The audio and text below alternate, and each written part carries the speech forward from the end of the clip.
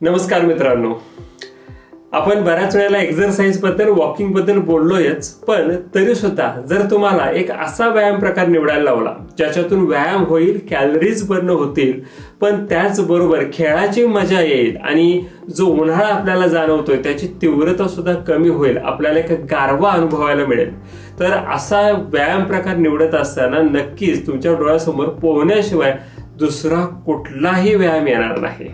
ह्याच पोहण्याबद्दल आज आपण जाणून घेणार आहोत, त्याचे शारीरिक आणि मानसिक फायदे सुद्धा बघणार आहोत। त्याचबरोबर वयाच्या प्रत्येक टप्प्यामध्ये आपल्याला पोहण्याचा व्यायाम कसा फायदेशीर राहू शकतो हे सुद्धा बघणार आहोत। त्याचबरोबर आपल्याला शेवटी पोहताना आपल्याला आपण कोणती काळजी घेतली पाहिजे ह्याच्यावरती सुद्धा चर्चा करायची आहे। चला तर बघूयात हा व्हिडिओ, जाणून घेऊयात पोहण्याच्या व्यायामाबद्दल। चालणं, पळणं, विविध खेळ हे चांगले व्यायामाचे ऑप्शन असले तरी सुद्धा जर तुम्हाला कधी वाटत असेल की तुमच्या एक्सरसाइज रुटीन मध्ये थोडा स्विच करायला पाहिजे, काही बदल करायला पाहिजे, तर पोहण्यासारखा बेटर ऑप्शन नाही। आता हा बेटर ऑप्शन का म्हटलंय ह्याची काही कारण बघूयात। सगळ्यात पहिलं कारण आहे ते म्हणजेच पोहणं हा एक टोटल बॉडी वर्कआउट आहे। म्हणजेच याच्यामध्ये शरीरातल्या प्रत्येक स्नायूचा, हाता पायांचा, पोटाच्या, पाठीच्या स्नायूंचा चांगला व्यायाम होतो। त्याचबरोबर प्रत्येक अवयवाचं रक्ताभिसरण सुधारतं, बॉडी मेटाबॉलिझम वाढतं आणि ह्या सगळ्या गोष्टींच्यामुळे तो एक सर्वांग सुंदर व्यायाम प्रकार म्हणून आपल्या डोळ्यासमोर येतो। पोहण्याचा व्यायाम आपण लो इम्पॅक्ट एक्सरसाइज म्हणून ओळखतो। ह्याचं कारण असं आहे की ज्या वेळेला आपण पोहत असतो, हालचाली करत असतो, त्यावेळेला पाणी हे स्वतःच आपल्या प्रत्येक हालचालीला सपोर्ट द्यायचं, कुशन करायचं काम करतं आणि त्यामुळं आपल्या सांध्यांच्या वरती आणि स्नायूवरती अतिरिक्त दाब पडणं टाळलं जातं। आणि महत्वाची गोष्ट अशी आहे की पाण्याची जी डेन्सिटी असते ती हवेपेक्षा जवळपास 800 पटींनी जास्त आहे आणि अशा डेन्स मीडियम मध्ये जर आपल्याला हालचाली करायच्या असतील, तिथून पोहत पुढे जायचं असेल, तर आपल्या स्नायूंच्या वरती थोडा ताण येतो आणि त्यामुळे स्नायूंची ताकद सुद्धा वाढते, ती सुद्धा कुठल्याही अतिरिक्त ताणाशिवाय। आणि एक महत्वाची गोष्ट सुद्धा अशी आहे की ज्या वेळेला आपण पाण्यामध्ये हालचाली करत असतो त्यावेळेला त्या हालचालीला बंधन नसल्यामुळं आपण कशीही हालचाल सहजपणे करू शकत असल्यामुळं आपल्या शरीराची फ्लेक्झिबिलिटी वाढायला सुद्धा ह्याच्यातून खूप चांगली मदत होते। पोहताना नकळतपणे आपल्याकडून श्वासाचं नियंत्रण केलं जातं आणि ह्यामुळे ब्रीदिंग एक्सरसाइज सुद्धा होतो। ह्याच्यामुळे लंग कॅपॅसिटी वाढते, म्हणजेच आपल्या श्वसनाची कार्यक्षमता सुद्धा खूप पटीने वाढायला मदत होते।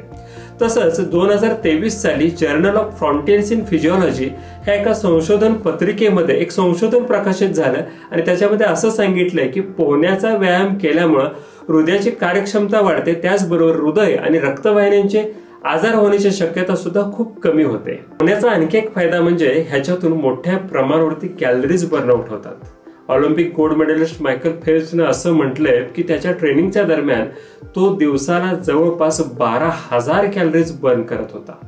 अगदी आपल्यामध्ये इतका आकडा जरी नसला तरी सुद्धा एक ॲव्हरेज व्यक्ती निदान तासाला 250 ते 500 कॅलरीज बर्नआउट करू शकतो आणि खूप इंटेन्स व्यायाम जर झाला तर हा आकडा 1000 कॅलरीज पर्यंत सुद्धा जाऊ शकतो। आता हा कॅलरीज नेमका बर्न किती होतात हे त्या प्रत्येक व्यक्तीचं वय, वजन आणि त्याच्या पोहण्याच्या इंटेन्सिटीवरती अवलंबून असतं।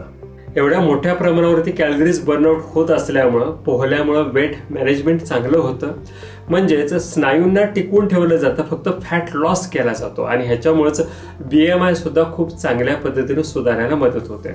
तसंच पोहल्यामुळं बॉडी पोश्चर चांगलं मेंटेन होतं, कारण एकंदरीत प्रत्येक मणक्याचा, स्नायूचा व्यायाम होत असल्यामुळं आपल्याला जर बाक काढून चालायची सवय असेल किंवा शरीर जर वेडवाकडं झालं असेल तर ते सुधारायला सुद्धा ह्याच्यातून मदत होते। त्याचबरोबर आणखी एक फायदा म्हणजेच पोहल्यामुळं बोन डेन्सिटी वाढते, म्हणजेच आपल्या हाडांचं आरोग्य सुद्धा सुधारायला मदत होते। National journal of aquatic research ह्याच्यामध्ये पोहण्याचा आणखी एक फायदा सांगितलाय आणि तो फायदा मानसिक स्तरावरती आहे। त्यांनी असं सांगितलंय की पोहल्यामुळं आपलं नैराश्य कमी व्हायला मदत होते, त्याचबरोबर अलर्टनेस वाढतो, झोप चांगली लागते आणि सेल्फ कॉन्फिडन्स सुद्धा वाढायला मदत होते। म्हणजेच फक्त शारीरिकच नव्हे तर मानसिक स्तरावरती सुद्धा पोहण्यातून खूप मोठे लाभ होऊ शकतात आणि संशोधनाचं जाऊ दे, आपण सुद्धा पोहून आलो तर आपल्याला सहजपणे हे बदल आपल्यामध्ये दिसायला सुद्धा लागतात। पोहल्यामुळे प्रत्येक वयोगटातील व्यक्तीला फायदा नक्कीच होतो, जसं की लहान मुलांच्या मध्ये लंग कॅपॅसिटी वाढते आणि त्याची इम्युनिटी सुद्धा वाढायला मदत होते। प्रौढांच्या मध्ये कार्डिओव्हास्क्युलर हेल्थ आजकाल एक मोठा प्रॉब्लेम झालेला आहे। तर अशा कार्डिओव्हास्क्युलर हेल्थ चांगली टिकवण्याकरता म्हणजेच हृदय आणि रक्तवाहिन्यांचं आरोग्य टिकवण्याकरता पोहण्याचा फायदा होतो आणि वृद्ध लोकांच्या मध्ये त्यांचं सांध्यांचं आरोग्य टिकवणं त्याचबरोबर त्यांचं मानसिक आरोग्य जपण्यासाठी याचा फायदा होतो।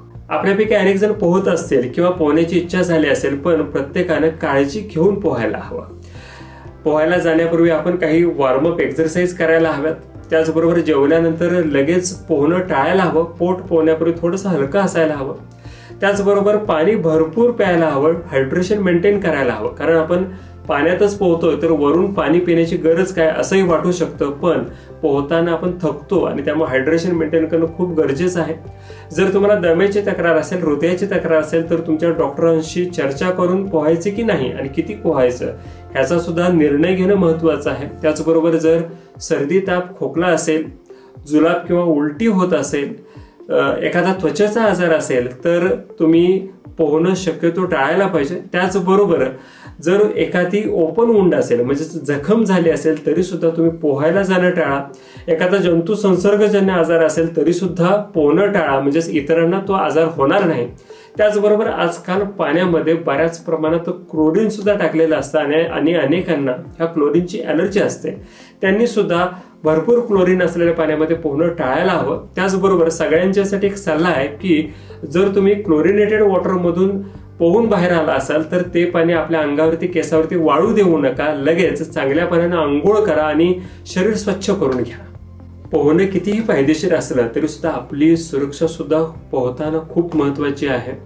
जर पाणी कमी खोलीचं असेल तर त्याच्यामध्ये उडी मारणं टाळा। आजूबाजूला टँकच्या ज्या भिंती आहेत त्यांचा अंदाज घ्या, म्हणजेच पोहण्याच्या स्पीडमध्ये आपण त्या भिंतींना थडकून इजा होणार नाही। टँकच्या आसपास पडू नका, जेणेकरून पाय घसरून पडून सुद्धा तुम्हाला इजा होणार नाही।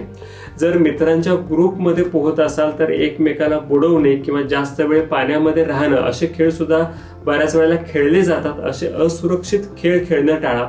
लहान मुलांना टँकमध्ये एकटं सोडू नका, त्यांच्याबरोबर प्रौढ व्यक्ती किंवा त्यांचा कोच बरोबर ठेवा। प्रौढांना सुद्धा सल्ला आहे की शक्यतो एकटं पोहायला जाऊ नका, तुमच्यासोबत कुणाला ना कुणाला तरी नक्कीच ठेवा। त्याचबरोबर आकाशामध्ये विजा चमकत असतील, ढग गडगडत असतील अशा वातावरणामध्ये त्वरित टँकमधून बाहेर या, तसंच पोहणं नक्कीच टाळा। त्याचबरोबर जर तुम्ही माहिती नसलेल्या जागी पोहत असाल, म्हणजे नदी वगैरे असेल आणि अशा ठिकाणी तिथं खोली किती आहे, पाण्याचा प्रवाहाची गती किती आहे ह्याचा जर अंदाज नसेल तर अशा नवख्या ठिकाणी पोहणं शक्यतो टाळा। पोहताना स्वच्छता राखणं सुद्धा खूप गरजेचं आहे। जर तुम्ही स्विमिंग टँकमध्ये पोहत असाल तर टँकमध्ये उतरण्यापूर्वी आंघोळ करा, जेणेकरून आपल्या त्वचेवरती जर काही इन्फेक्शन्स असतील तर ते पाण्यामध्ये मिसळून इतरांना त्याचा संसर्ग होणार नाही। पाण्याची नेहमी स्वच्छता राखली जाते की नाही ह्याची काळजी घेत चला। पाण्यामध्ये जे क्लोरीन मिसळलं जातं ते खरंच प्रमाणात मिसळलं जातं की नाही हे बघा। बऱ्याच वेळेला खूप जास्त क्लोरीन ऍड केलं जातं, त्याचा अनेकांना त्रास होऊ शकतो, डोळ्यांना सुद्धा त्याच्यामुळे त्रास होऊ शकतो। त्याचबरोबर टँकच्या भोवती शक्यतो एक फेन्स असणं, एक कंपाऊंड वॉल असणं खूप गरजेचं आहे, जेणेकरून अनावश्यक कोणीही तिथं एंट्री करणार नाही, इतर लहान मुलं सुद्धा त्या टँकच्या जवळपास फिरकणार नाहीत ह्याची काळजी घ्या। त्या जागेला शक्यतो CCTV सर्वेलन्स मध्ये ठेवा। टँकच्या भोवती फर्स्ट एड किट ठेवा आणि त्याचबरोबर CPR मध्ये ट्रेन असणारा एक कोच किंवा एक सुरक्षा रक्षक सुद्धा टँकच्या जवळ असेल तर ते खूप चांगलं राहील। अशा प्रकारे आपल्या शरीराला आणि मनाला आरोग्य देणारी पोहण्याची ही प्रक्रिया फक्त आरोग्याशी संबंधित नसून ती एक आनंदाची प्रक्रिया सुद्धा आहे। आपण ज्यावेळेला पोहत असतो त्यावेळेला पाण्याला आपलं वय कळत नसतं, त्याला आपले प्रयत्न फक्त कळत असतात आणि जेवढे प्रयत्न आपण करू तेवढ्याच प्रमाणात त्याच्याकडून आपल्याला आनंद सुद्धा भेटत असतो। तोच आनंद घेण्यासाठी अगदी उद्यापासून पोहायला सुरुवात करा। बऱ्याच वेळेला असं होतं की आपण पोहायचं तर ठरवतो, पण आज उद्या करत करत कधी पुढचं वर्ष उजाडतं ते सुद्धा आपल्याला कळत नाही आणि आपण ह्या आनंदापासून मुक्तो। आपणच नव्हे तर आपल्यापैकी अनेक जण वेळेच्या अभावानं पोहू शकत नाहीत, त्या प्रत्येकापर्यंत हा व्हिडिओ पोहोचवा। प्रत्येकाला पोहण्याचं महत्त्व काय आहे हे कळू द्या आणि प्रत्येक जण पोहण्याचा खरंच आनंद, निर्भय आनंद एन्जॉय करा। या व्हिडिओमध्ये मी इथंच थांबतोय। व्हिडिओ आवडला असेल तर नक्कीच लाईक करा, चॅनलला सबस्क्राईब सुद्धा करा। धन्यवाद।